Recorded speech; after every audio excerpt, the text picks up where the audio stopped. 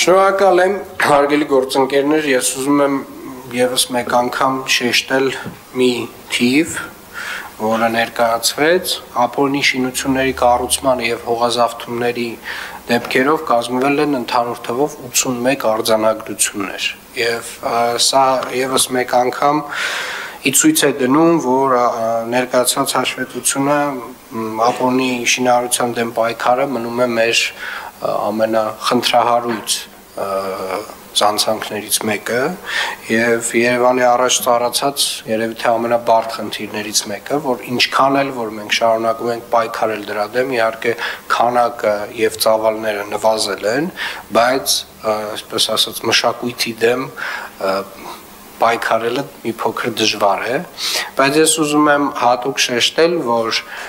այս վերահսկողական մեխանիզմները, այս պայքարը, այս արձանագրումները, քանդումները, որոնք որ իրականացվում են, վստահորեն մեր մշակույթում եւ վարվելակերպում պետք է փոփոխությունների բերեն եւ մենք պետք է ընկալենք, որ առհասարակ որևէ տեսակի ապօրինի շինարարությունը մեր քաղաքում ընդունելի չէ եւ չի կարող լինել։ Այդ ապօրինի շինարարության պատճառով է, որ այսօր տարատեսակ այգիներում ունենք տարատեսակ շինություններ, որոնց հետո, այսպես ասած, այդ շինությունների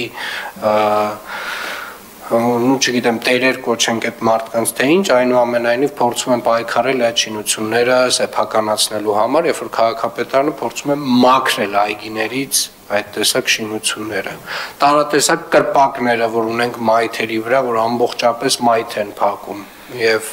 կրկին այն պայքարը, որ տերերը փորձում են մղել, տարբեր նաեւ դատական պրոցեսներ հարուցելով Երևանի քաղաքապետարանի դեմ, հարգելի գործընկերներ, սիրելի երևանցիներ, ապօրինի շինարարությունը Երևան քաղաքում տեղ չունի, ապօրինի շինարարության դեմ Երևանի քաղաքապետարանը պայքարելու է ամենակոշտ մեթոդներով եւ Երևանի քաղաքապետարանը անհոգնել քանդելու է պոտենցիալ նոր առաջացող ապօրինի շենքեր, շինություններ, հարկեր, կցակառույցներ, առաջ տված բալկոններ եւ կներեք, բայց հոգեկան այդ տեսակ այսպես ասած մեր օրերում այդ դրսևորումները չեմ կարծում, որ արդեն նորմալ են, որովհետեւ չի կարելի տարիներով խոսել այն մասին, որ հարգելի գործընկերներ, փողի գողը գող է, հողի գողը գող չի, հողի գողն էլ է գող եւ առհասարակ համայնքային հողի վրա կառուցված որևէ շինություն ամենակոշտ ձևի քանդվելու է։